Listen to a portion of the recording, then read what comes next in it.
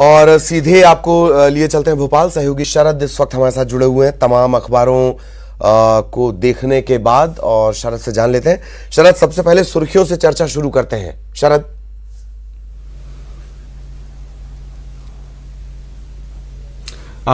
बहुत शुक्रिया ललित जी। और आज के जो प्रमुख समाचार पत्र हैं वो मौजूद हैं मेरे साथ में, और जिन सुर्खियों के बारे में आप चर्चा करना चाह रहे थे उन सुर्खियों पर ही हम सीधे नजर डालते हैं। और अखबार के पहले पन्ने और प्रमुख अखबारों में अगर मैं कहूं तो दैनिक भास्कर ने आज की जो प्रमुख खबर बनाई है अपने समाचार पत्र में, उसमें एक बड़ी खबर जो केंद्र सरकार के एक फैसले से संबंधित है। जो वित्त मंत्री है निर्मला सीतारमण, उन्होंने जिस बात के संकेत खास तौर से दिए हैं उस खबर को प्रमुख खबर के तौर पर दैनिक भास्कर ने प्रकाशित किया है। और उसमें ये लिखा हुआ है, राष्ट्रीय फलक की खबर है, हालांकि मध्य प्रदेश के संदर्भ से जुड़ी हुई भी है, जिसमें लिखा हुआ है कि जो हाईवे है, रेलवे समेत 13 जो सरकारी संपत्तियां हैं उनमें जो हिस्सेदारी है इसी साल से निजी हाथों में जाएगी। तो प्राइवेटाइजेशन की जो प्रक्रिया है जिसको लेकर कई बार विपक्ष आरोप भी लगाता रहा है, लेकिन उसके संकेत कहीं ना कहीं केंद्र सरकार की ओर से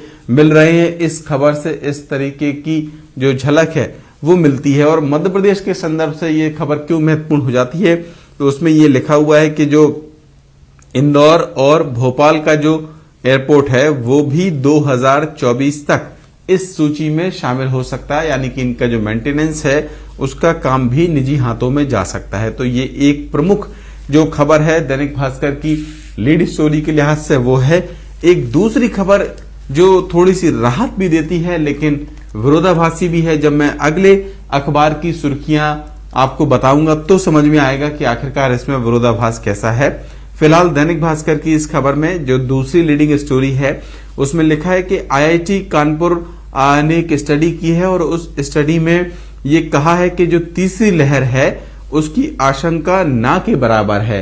ये खबर थोड़ी राहत देने वाली तो है लेकिन थोड़ी सी विरोधाभासी भी है। और विरोधाभासी कैसी है इसके लिए हम जो दूसरा समाचार पत्र है वो देखेंगे। हालांकि ये खबर विरोधाभासी नहीं है लेकिन दो समाचार पत्रों की दो खबरें विरोधाभासी हैं, अगर ये कहा जाए तो शायद ज्यादा बेहतर होगा, लेकिन ये प्रमुख खबर है, थोड़ी राहत देती है।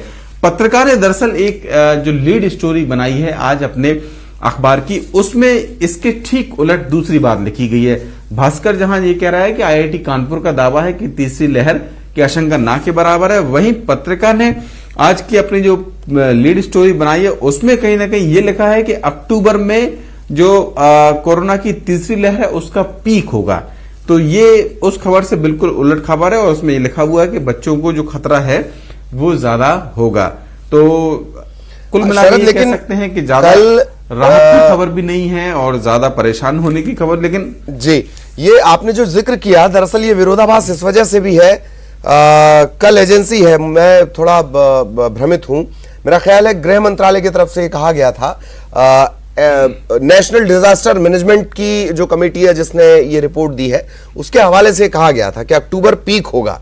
तो शायद इस वजह से ये विरोधाभास हो रहा है। हालांकि आईआईटी कानपुर की रिसर्च को भी नजरअंदाज नहीं किया जा सकता। शरद।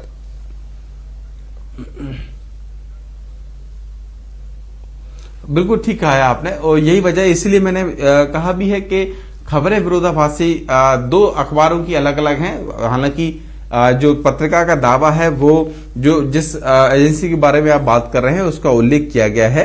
तो गृह मंत्रालय का जो पैनल है national institute of disaster management ने पीएमओ को दरअसल अपनी रिपोर्ट दी प्रधानमंत्री कार्यालय को, उसमें इस बात की आशंका जताई गई है। जबकि भास्कर ने जो खबर प्रकाशित की है वो आईआईटी कानपुर की रिपोर्ट के आधार पर प्रकाशित की है। तो देखना होगा कि आखिरकार कौन सी खबर भविष्य में सही होती है। हम तो उम्मीद करेंगे कि आईआईटी कानपुर की खबर ज्यादा सही साबित हो, लेकिन इस रिपोर्ट से भी कहीं ना कहीं सचेत रहने की जरूरत है, तो इसे भी नकारा नहीं जा सकता।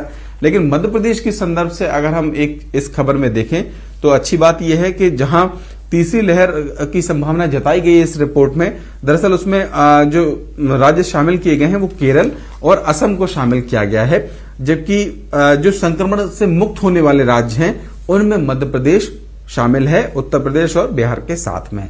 तो ये अच्छी खबर हो सकती है। कुल मिला के हम ये कह सकते हैं। दूसरी जो लीड खबर है दैनिक भास्कर की, वो जो कल मध्य प्रदेश के पूरे फलक पर छाई रही। मध्य प्रदेश नहीं बल्कि राष्ट्रीय फलक की खबर बनी जो इंदौर में एक घटना हुई। हालांकि पत्रकार ने उसको मॉब लिंचिंग लिखा हुआ है।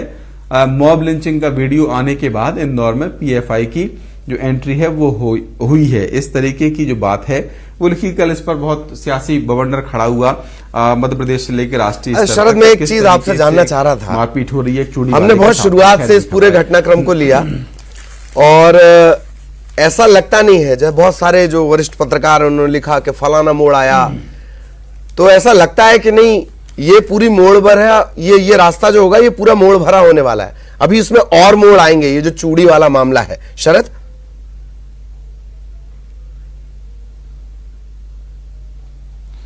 बिल्कुल इसमें कोई दो राय नहीं है, क्योंकि शुरुआत से ही उसमें बहुत सारे मोड़ आ चुके हैं। पहले कोई दूसरी बात की गई, फिर कोई दूसरी बात की गई, लेकिन एक जो बात सार्वजनिक तौर पर कही जा सकती है और नीतिगत आधार पर कही जानी चाहिए वो ये कि कोई भी किसी भी तरीके का अपराधी हो, लेकिन अगर उसके न्याय उसका सड़क पर होने लगेगा मारपीट के साथ में, तो फिर कहीं ना कहीं व्यवस्था पर सवाल खड़े होते हैं। तो इस बात पर ध्यान देने की बहुत जरूरत है कि अगर कोई व्यक्ति गलत है भी, मान लीजिएगा, अभी तो इस मामले में जांच होना बाकी है कि वाकई में जो चूड़ी वाला व्यक्ति है वो वाकई में किस तरीके की उसकी गतिविधि थी, नाम क्या सिर्फ उसने इस वजह से बदला था कि वो अपनी जिन बस्तियों में जा रहा है वहां उसकी ज्यादा बिक्री हो सकती है। तो वजह जो भी हो, लेकिन फैसला कानून को ही करना चाहिए। पुलिस उसके लिए है, उसके लिए कानून है, अदालतें हैं, वो फैसला करें। अगर भीड़ फैसला करेगी तो फिर कई बार इस तरीके की तस्वीरें भी सामने आ जाती हैं जिनकी तुलना हमें मजबूरन तालिबान से करनी पड़ती है।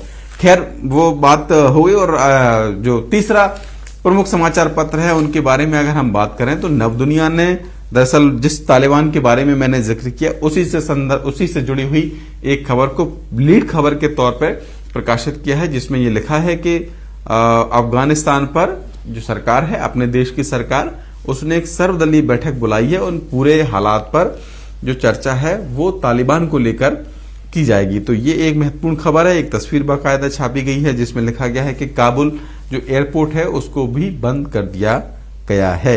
ये है। और फिर जो दूसरी खबर जिसका जिक्र हम पत्रिका की खबर से भी कर रहे थे, उसमें सितंबर अक्टूबर में कोरोना की तीसरी लहर आने की चेतावनी। तो ये खबर भी जो गृह मंत्रालय की रिपोर्ट है उसके आधार पर छापी गई है, जबकि दैनिक भास्कर ने कहा है आईआईटी कानपुर के हवाले से कि तीसरी लहर की आशंका ना के बराबर है। जी। चलिए, बहुत बहुत शुक्रिया शरद इस तमाम जानकारी के लिए। बहुत अच्छे से आपने विस्तार से बताया भी। ज्यादातर खबरें जो थीं आज के अखबारों की वो जुड़ी हुई हैं और वो आपको जान भी लेनी चाहिए। इनका सीधा असर आप पर दरअसल पड़ने वाला है। इधर वैक्सीनेशन महाअभियान की तैयारी लगातार जारी है। क्राइसिस मैनेजमेंट समितियों को सीएम संबोधित करने वाले हैं। विकासखंड, वार्ड और ग्राम स्तरीय समितियों को संबोधित किया जाएगा। सीएम वर्चुअली इन्हें संबोधित करेंगे। 25 और 26 अगस्त को वैक्सीनेशन महाअभियान पार्ट 2 होना है। 20 लाख लोगों के टीकाकरण का लक्ष्य रखा गया है।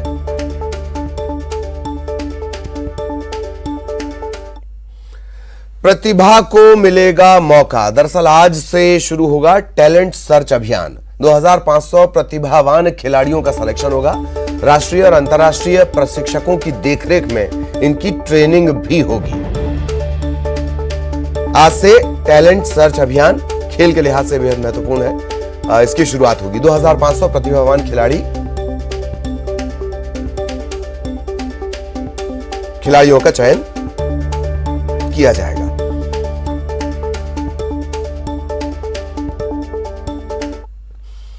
सीएम शिवराज सिंह चौहान ने दिल्ली में केंद्रीय स्वास्थ्य मंत्री मनसुख मंडाविया से मुलाकात की। कोरोना टीकाकरण को लेकर चर्चा की और 11 लाख कोरोना वैक्सीन के डोज दिए जाने की मांग की।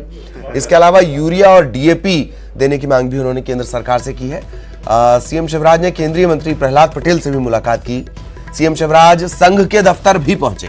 संघ के पदाधिकारियों से भी मुलाकात की। संगठन और राजनीतिक मुद्दों पर इस दौरान चर्चा हुई। तो मध्य प्रदेश वैक्सीनेशन अभियान चला रहा है, वैक्सीनेशन महाअभियान 25 और 26 अगस्त को। उसके लिए अतिरिक्त वैक्सीन के डोजेज हमें चाहिए थे। हमारे पास जो उपलब्ध है उसके अतिरिक्त 11 लाख डोज और चाहिए थे। तो मैंने उनसे निवेदन किया कि वो डोज हमें उपलब्ध कराएं ताकि हम फर्स्ट और सेकंड डोज दोनों लगा सकें। उन्होंने आश्वस्त किया है कि तत्काल डोज देने की वो व्यवस्था करेंगे।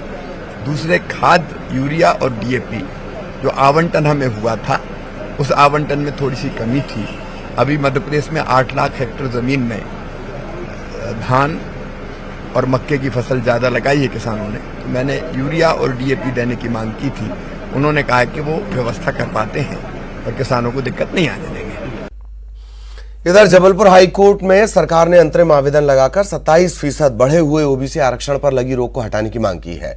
सरकार ने 6 मामलों में आवेदन दायर किया है। 27% ओबीसी आरक्षण संबंधी सभी मामलों में चल रहे स्थगनों को हटाने की मांग की गई है। आपको बता दें कि 1 सितंबर को इससे संबंधित सभी मसलों पर हाईकोर्ट सुनवाई करने जा रहा है। उज्जैन मामले में दिग्विजय सिंह के ट्वीट पर गृह मंत्री नरोत्तम मिश्रा ने निशाना साधा। न्यूज 18 से खास बातचीत में उन्होंने कहा कि दिग्विजय सिंह को सांप्रदायिक चीजें ही ज्यादा सुनाई देती हैं।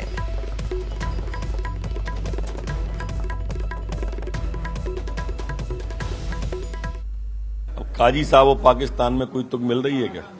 हिंदुस्तान पाकिस्तान 2 तान आ जाएंगी तो शायद मिले, पर ये ध्वनि सिर्फ दिग्विजय सिंह को ही स्पष्ट सुनाई देती है। अद्भुत श्रवण क्षमता है उनके कानों की। सांप्रदायिक चीजें ही उन्हें ज्यादा सुनाई देती हैं। पाकिस्तान जिंदाबाद के नारे लगे थे। क्या कुछ इसमें और एक्शन लिया जाएगा, क्योंकि एनएसए के तहत एक्शन लगातार लिया जा रहा है और ऐसे तालिबानी सोच के जो भी लोग होंगे उनको कुचला जाएगा। और यहां रुकेंगे एक ब्रेक के लिए। अफगानिस्तान में जो हुआ मामला बहुत दूर है हमारे यहाँ से, मध्य प्रदेश से। उसकी गूंज यहाँ कई जिलों में सुनाई दे रही। तालिबानी मानसिकता जो है उसके जो कुछ लोग हैं और कांग्रेस खास तौर पर इस प्रकार के लोगों का जो संरक्षण करती है, उसका ये दुष्परिणाम है और घातक है। निगम मंडल वाली सूची कम है, कुछ पेज फंस गया, क्या आम राय नहीं बन पा रही, क्या होगा? समय तो लगता है, और कोविड के संकट में कोविड प्राथमिकता थी, इसलिए बहुत सारी चीजें डिले हुई।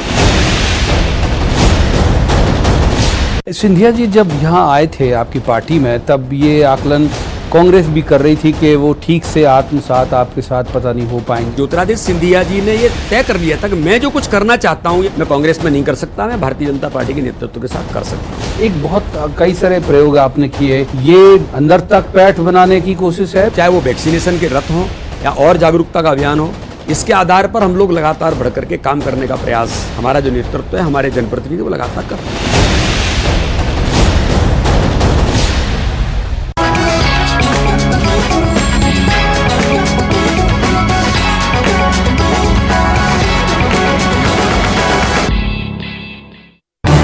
इस न्यूज हेडलाइंस के प्रायोजक पेट सफा आयुर्वेदिक जूस। पेट सफा, हर रोग दफा।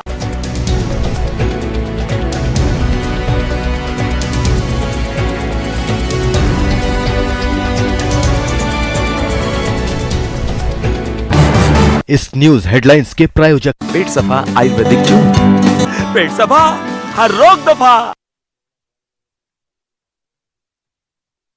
ये चर्चा कोरोना वैक्सीन की 35 लाख डोज और देने की मांग। एमपी के दौरे पर 25 सांसदों का दल। फूड और कंज्यूमर संबंधी मामलों को लेकर दौरा। कई विभागों के साथ सांसद करेंगे बैठक। एमपी बीजेपी ने जारी की अल्पसंख्यक मोर्चे के पदाधिकारियों की लिस्ट। सिंधिया समर्थक शाहवर आलम को बनाया गया प्रदेश उपाध्यक्ष। बीजेपी के किसान मोर्चे के पदाधिकारियों की लिस्ट भी जारी। राहुल लोधी को बनाया गया प्रदेश अध्यक्ष। उज्जैन में कथित तौर पर पाकिस्तान के समर्थन में नारा लगाने वाले 4 आरोपियों को 3 महीने के लिए भेजा गया जेल। 4 पर लगाई गई रासुका।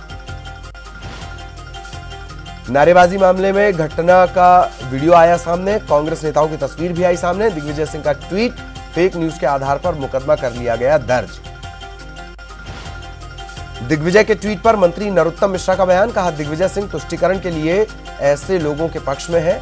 अद्भुत श्रवण क्षमता है उनकी। ग्वालियर में गृह मंत्री ने अटल स्मारक के लिए जमीन का किया निरीक्षण। सिरोल पहाड़ी रमुआ डैम के पास की देखी जमीन। स्मारक में अटल जी की जीवन यात्रा और पर्यटन का होगा समावेश। सीएम भूपेश बघेल का जन्मदिन आज है। छत्तीसगढ़ के मुख्यमंत्री भूपेश बघेल का जन्मदिन देश भर में तीसरे स्थान पर कर रहा है ट्रेंड। सीएम भूपेश बघेल के जन्मदिन पर रायपुर शहर शुभकामनाओं के बैनर और पोस्टर से पटा। मुख्यमंत्री के समर्थकों ने लगाए हैं पोस्टर। सीएम भूपेश बघेल के जन्मदिन पर कांग्रेस का बूथ स्तर पर कार्यक्रम का आयोजन। कार्यक्रम का मकसद आम लोगों तक सरकार की योजनाओं की जानकारी पहुंचाना। छत्तीसगढ़ में आज सराफा बाजार बंद। देश भर में सराफा बंद को छत्तीसगढ़ का भी समर्थन। आभूषणों की अनिवार्य हॉलमार्किंग का विरोध। धमतरी में NH-30 पर हादसा, बस और जीप की टक्कर। हादसे में जीप का ड्राइवर गंभीर रूप से घायल। क्रूद क्षेत्र की घटना। सूरजपुर में एंटी करप्शन ब्यूरो की टीम ने SDM कार्यालय में की छापेमारी। कार्यालय में तैनात क्लर्क को 5,000 की रिश्वत लेते किया गिरफ्तार।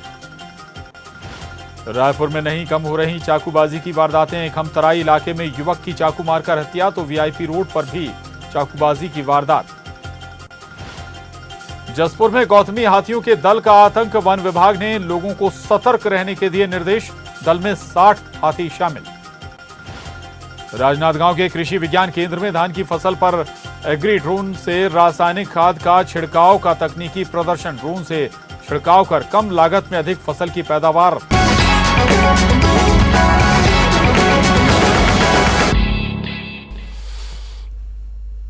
ब्रेक के बाद खबर इंदौर से जुड़ी हुई। इंदौर में चूड़ी बेचने वाले मामले में नया मोड़ आ गया है और इसमें लगातार मोड़ आते रहेंगे। जैसे कि अभी थोड़ी देर पहले जब हम शरद से चर्चा कर रहे थे, मैंने यही सवाल किया था। इसमें अभी बहुत मोड़ आने वाले हैं। पुलिस ने अब चूड़ी बेचने वाले युवक के खिलाफ पॉक्सो समेत 9 गंभीर धाराओं में केस दर्ज किया है। जिन्होंने मारपीट की उन पर 14 धाराओं में केस दर्ज किया गया है और अब जिसे मारा गया उस पर 9 गंभीर धाराओं में केस दर्ज किया गया है। फर्जी पहचान पत्र, नाबालिग बच्ची से छेड़खानी का मामला। बाणगंगा थाने में FIR दर्ज की गई है और आरोपी चूड़ी वाले को गिरफ्तार कर लिया गया है। शहर का माहौल खराब करने वाले 33 लोगों के खिलाफ भी केस दर्ज किया गया है।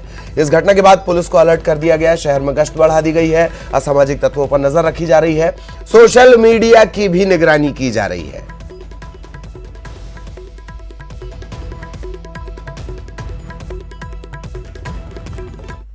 की जाएगी। इसके बाद आप लोगों ने देखा कि इस तरीके से कुछ असामाजिक तत्वों ने थाने का घेराव किया, एक जो शहर की फिजा है उसको बिगाड़ने की कोशिश करी।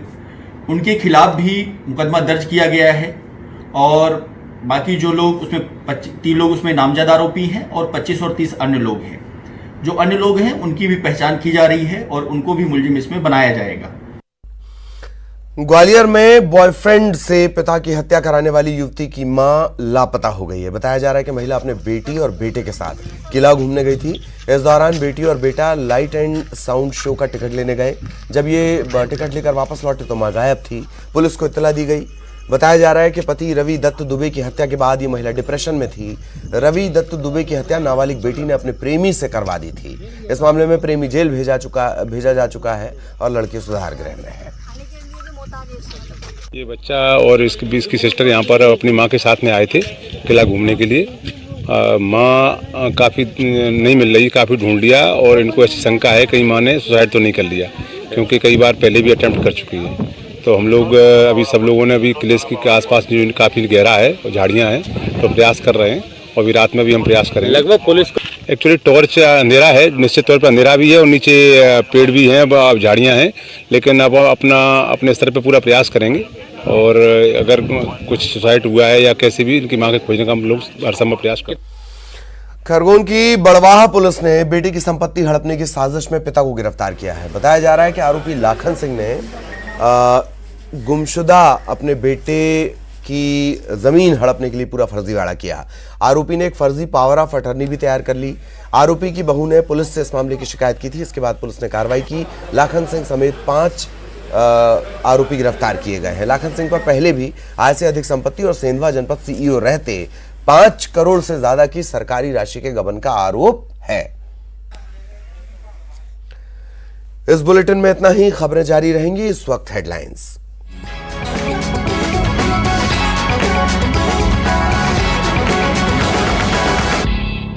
Headlines presented by Join ISBN University.